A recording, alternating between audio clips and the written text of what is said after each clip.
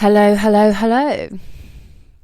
Good morning, good afternoon, good evening, wherever you may be in the world. I am Rebecca Nichols.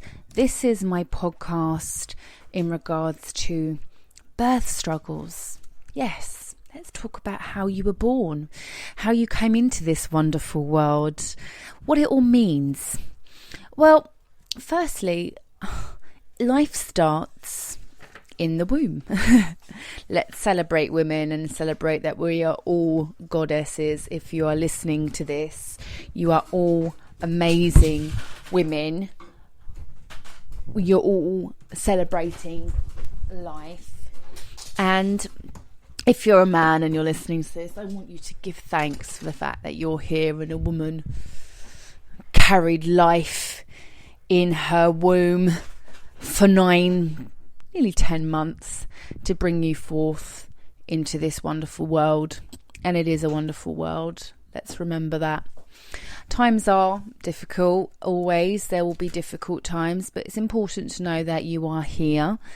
And the voice of the root chakra is, I am here, I am safe, and I belong. And I want you to remember that every single day when you step forth into each day. As you put your foot down, as you raise your foot, as you raise your feet, as you raise yourself from your bed and put your first foot onto the ground, feel connected to the earth.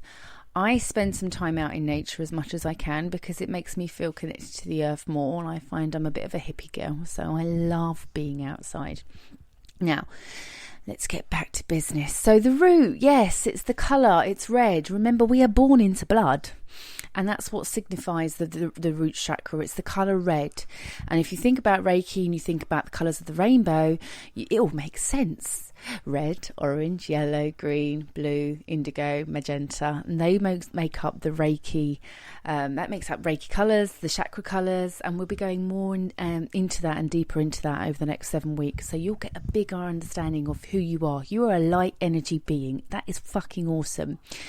And, you know, that means you're powerful. That means you can step forth into each day with power and certainty that you are here creating the life that you need to create.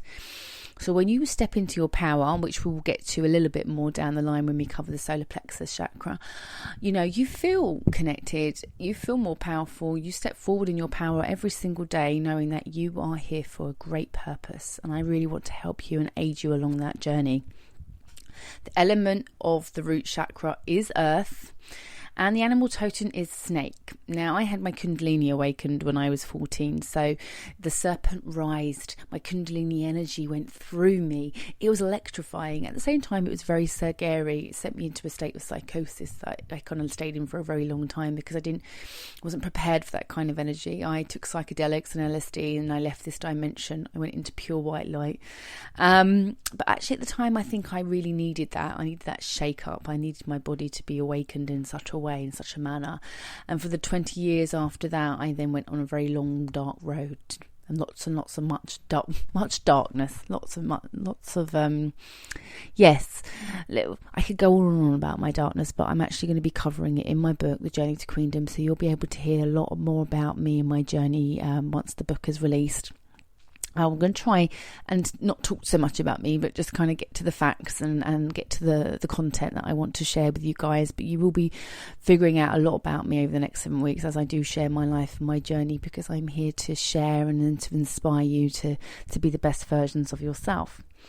Now, the objective of the root chakra is to deal with birth issues. It's to deal with survival patterns, generational patterns, money, food, health issues, grounding.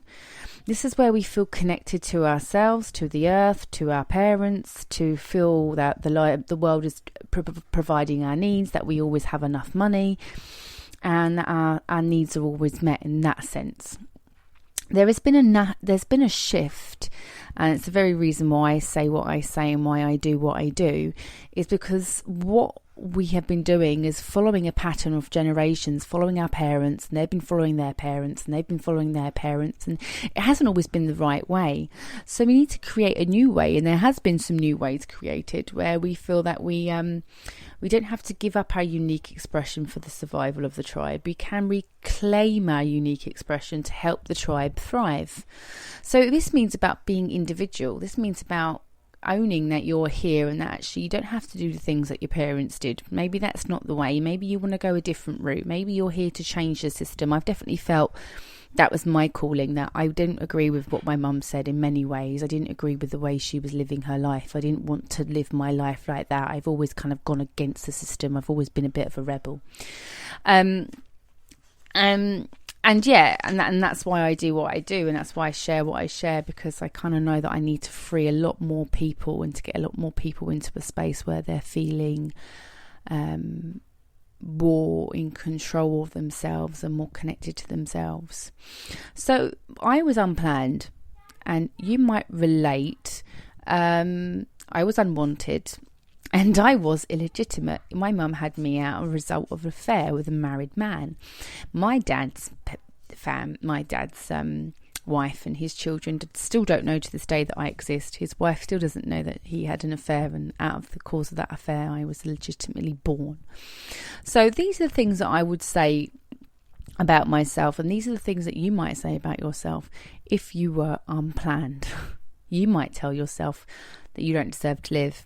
I often had many thoughts of suicide, and that I didn't really feel that I could fit in. That was part of my depression that I lived with for many years. I didn't feel that I deserved love. I didn't feel that I was getting enough, definitely at home. I didn't feel chosen. I felt very unwanted. I felt like I was a mistake, and many times my mum even told me that I was a mistake and that I wasn't planned. I felt like I was constantly creating a lot of accidents in my life, and that I was an accident, and that just things weren't falling in line with who I was, and it just felt like it was always a bit of a struggle for me constantly. I felt rejected. I had to feel that I had to hide to survive, and actually I felt like I needed a scandal to kind of feel alive. My life was always a bit drama, and I don't know if you've ever heard of that saying, trauma attracts drama. Well, that was the case for me in many ways. I felt that I was attracting so much drama into my life. It wasn't one thing after another. It was just ridiculous. It was just never ending. I'd come out of one situation and go into another, and it was a cycle. And what happens is we attract all this drama into our lives because we're on a vibration which is low, and it's the low self-worth and the things we're telling ourselves on a daily basis that's attracting all the negativity into our life. So you will notice that I've been posting some stuff about negativity and how it determines our character. Yeah, and it's true, because, you know, if you're constantly speaking negative, then you're going to attract a lot of negativity in your life, and people will look at you negatively as well, and people won't want to associate with you because they'll just look at you as toxic. And I felt that I was pushing a lot of people away with my attitude and the way I was approaching people and the way I was approaching life, and how I was like, life's shit, life sucks, life is hard, and I was using this kind of language all the time. And because I was using this kind of language, I was attracting so many people in my life that were literally on the same vibration as me. Now, you can't evolve into a higher space when you are emitting that kind of energy. Your energy and what you put out, your intention is everything. So if you're putting out great intention, you're going to be attracting great attention to you. You know, if you're putting out amazing things every day, you'll see me post content, you'll see me put out energy that's inspiring and lifting, because I want people to get it, because also it just feels good to be able to put that kind of energy out into the world, because I believe in karma. I believe in the law of attraction. I absolutely know that what you put out, you 100% get back. So I really want you to think about what you're putting out into the world today and every day, because it will match your vibration, and therefore you will get into what I call alignment with who you are when you're talking about the language that you use and the things you put out. So powerful, so powerful. So I really want you to get the revelation on that one. I really didn't feel legitimate in my life. I felt like I was illegitimate because of obviously the circumstances that I was born. And again, it's always going to come back to intention. I had no intention of being here. My mum had no intention of me being created. So although, like, for instance, maybe you and your dad, your mum and your dad, they didn't plan you and you weren't planned, but they love you anyway, and they decided to keep you, and that's great. But because the intention wasn't there in the beginning to create life, it can leave us a little bit out of harmony. So I really want you to think about that, and I also want you to find and question and discover how you were born and what your birth struggle is, and identify with that today, because that will really help you go forward in life. I want you to know that you don't have to suffer to get love. Love isn't hard. Love is just flowing when it needs to flow, but love needs to flow when it comes from you. You need to say to yourself, I'm deserving of love, I am chosen, I am choosing to thrive. You need to say to yourself, I am wanted, I want my life to work. You need to say to yourself, I am a gift. You need to tell yourself that you're legitimate and that you deserve attention and success. I'm 36 and I'm still trying to get attention from my mum in terms of when it comes to my success. I'm writing a book, for God's sake. I've got all you guys on board listening to me and watching me and proud of me and encouraged and inspired and motivated by me. Even my own son, who's 7 years old, is very, very proud of me and what I've achieved. My mum, who is 60 years old, said to me today, I'm not very positive about life because life has been hard and I can't trust anyone. And I think it's quite sad. I agree that life can be hard and people are horrible.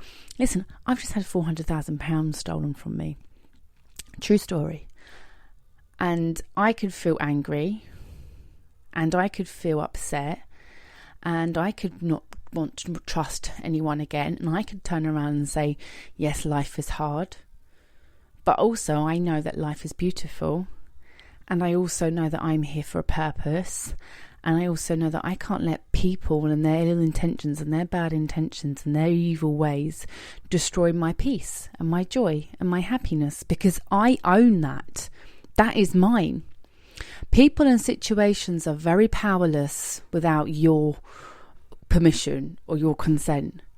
No one can take away your power from you unless you give it to them. And actually, I have given my power to people over the years, and I have been too trusting. What I lacked was discernment in that situation. I didn't lack trust. Obviously, trust was there, and I think we should trust, but I didn't have enough discernment to say, fuck no, I need to question this more, or I need to get a lawyer involved, or I need to do. There were so many things that I should have done, but I didn't. I think that we need to be accepting of the things that have happened. We need to be able to forgive ourselves, and we need to be able to move forward to separate ourselves from the past, because the past will just continue to bring itself up, and we don't want to be lying in that mud for a very long time. We want to be able to lay in the mud for as long as we need to lay in it, but actually, because it's good sometimes to lay in mud. I always say, at the end of every dark patch of your life, there will be light, and that's just how it works. So embrace the darkness, move past it, walk into the light, know that you are here. And the fact that you are here and you are alive means something. Your life means something. I mean, think about the amount of people in this world who are fighting for their lives or have worse life. Always put things into perspective. I mean, I love my son. He's here with me every day. We have a great time. I have a lovely home. I have some great friends. I absolutely love and adore my job. I love helping people. I love teaching Reiki, and I feel blessed in that space. So we'll talk a little bit more about other birth struggles. I'll be posting some more content tomorrow about some other birth struggles that you'll be able to identify with. So I think there's about life struggles, birth struggles that I want you to work through and understand and identify your own birth struggle. Okay? Lots of love and light to you guys. Thanks once again for participating and being involved in this. Really, truly makes all the difference to me that you're here getting involved, and yeah, we're going to make some awesome things happen in your life. Okay, you take care. Lots of love. Bye.